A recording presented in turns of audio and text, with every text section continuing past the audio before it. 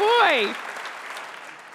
I went through a rather rigorous philosophical upheaval shortly before I became a mother, and this caused me to feel very deeply that I should absolutely never lie to Mulan.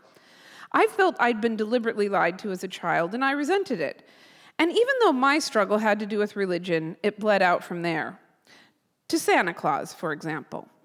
When I thought about Santa Claus in the abstract, the myth's connection to my own childhood, and the joy of the festive images and the presents in the tree and all the folklore, it was great.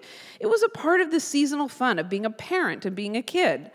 But when it came to the reality of it, to what you had to do to create that magical mystery, I balked. I felt incapable of peering into Mulan's sweet, open, naive, trusting eyes and lying to her. I was her protector and overseer, and this rankled me deeply. I just couldn't do it. Since Mulan was only 2 for her first Christmas with me, it was easy to just skip it all. When she was 3, Santa Claus was around, but really he was just art. His cheerful image was on things, but I didn't feel compelled to explain him. And she wasn't even in school yet, so I didn't have to deal with other kids' expectations or assumptions either. By the time Mulan turned 4, however, I had changed my mind. I felt I was cheating her out of a great holiday tradition and this wonderful feeling of magic and the remarkable characters and stories of her culture. I mean, come on, it was fun. Why was I such a stick in the mud? I didn't realize that it was actually kind of late to introduce the kid to the concept of Santa Claus. At this age, she was already a person with some critical thinking skills, and when I began to tell her about Santa, I just ended up scaring the hell out of her. Because I had dithered in my mind about how to say it, I delayed and didn't end up telling her about Santa until Christmas Eve. That year, we were alone, just the 2 of us in Los Angeles. We had a tree and a few presents, but I kept most of her gifts hidden in the closet so that Santa Claus could bring them out. So just before she went to bed, I said, Mulan, I need to tell you something. There's this man, his name is Santa Claus, and frankly, he's been watching you. She looked terrified. Maybe that wasn't the best way to begin. She said, when? I said, he can see you all the time. He's sort of like invisible, and he can watch you, and he knows if you've been a good girl or not. Her face showed deep concern. She said, yeah, and I said, well, based on your behavior over the last year, which, by the way, in my opinion, has been very good, well, based on that, he's gonna come in our house tonight while we're asleep and bring you some presents and put them under the tree. What? Mulan cried. I know, I said. How is he gonna get in our house? She asked. Well, he comes down the chimney, through the fireplace. Why? Why doesn't he just come through the door? Because he's magic, I smiled and shrugged.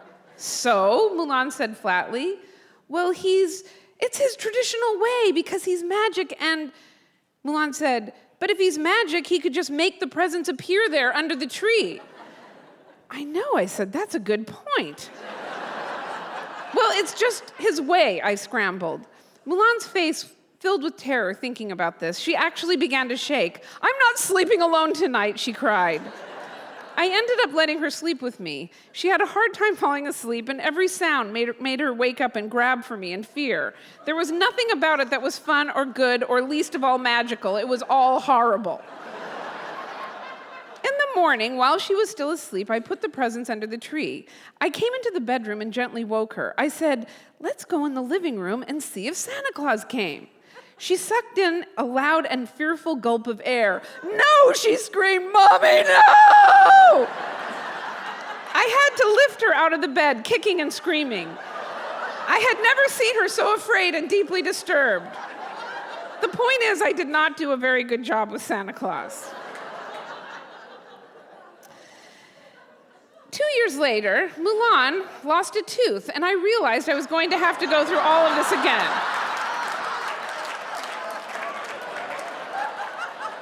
I explained calmly, Mulan, there's this woman. And And if you leave your tooth under your pillow, she will come and take it and leave you money. What? Mulan's eyes bugged out. Yes. She looked at the tooth in her hand, her prized possession. What does she want the teeth for?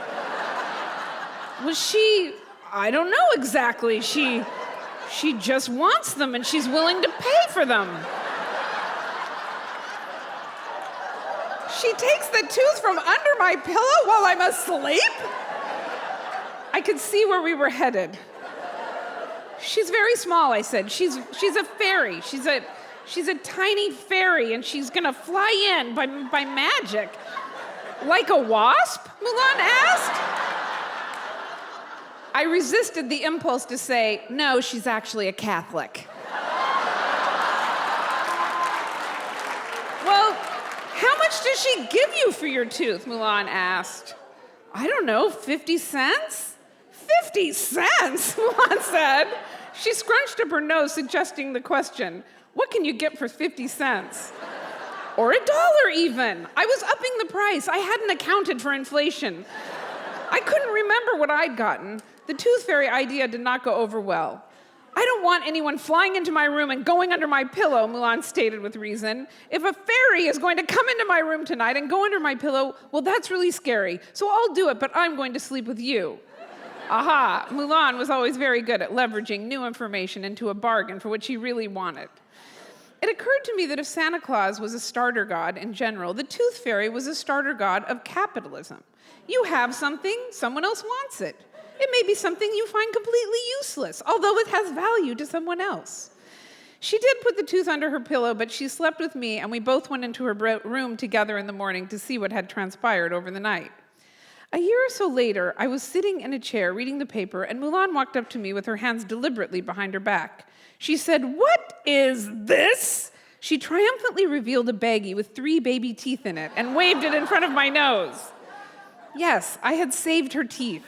I felt odd throwing them away. I figured we'd maybe make earrings out of them or buttons for a doll's dress. I don't know. But at this moment, I felt I was on the witness stand. I said, "It appears to be a plastic bag with some small teeth in it." "Are you the tooth fairy?" she asked. "Yes," I said. I wondered for a moment if she thought I was everyone's tooth fairy, the world's tooth fairy, but she didn't. She went on, "You're the one who took my teeth and gave me the money." "Yes," I said. "Are you Santa Claus too?" "Yes, I am." She seemed very proud of herself, and I was relieved. I was glad all of this nonsense was over. But it wasn't. When the next Christmas arrived, Mulan asked, "What if I believe in Santa? If I believe in Santa, then isn't he real?" "Not really," I said. "But if you want to believe in Santa, go ahead." It was a little awkward. She started saying things like, "Oh, I hope Santa knows how good I am." She wrote a letter to Santa and actually wanted to mail it. I went along with all of it. I felt a little creepy, like we were an old, bored married couple who had to dress up in outfits to spice things up. I pretended with her, but I was gulping back reluctance and grimacing. I kept trying to get myself going, thinking, this is up my alley, I'm an actress, just go for it.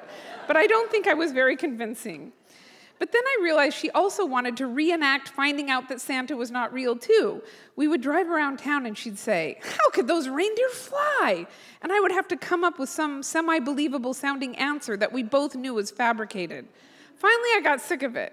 I got sick of it one day when she asked, "I mean, how can Santa, who's so fat, fit down the chimney?" I said, "Look, Mulan, if you want to believe in Santa Claus, go ahead. But I think it's a little bit like believing in God. You just have to do it and not ask a lot of questions. Otherwise, you just can't do it." "Oh," she said, "that's not fun." I said, "See, I don't want you to believe in something that doesn't make sense, so I have no incentive to keep answering these questions. You should find someone who wants you to believe in Santa Claus and ask that person all your questions." "Like who?" Mulan asked. "Well, how about Grandma?" I said. Thank you. Julia Sweeney, ladies and gentlemen.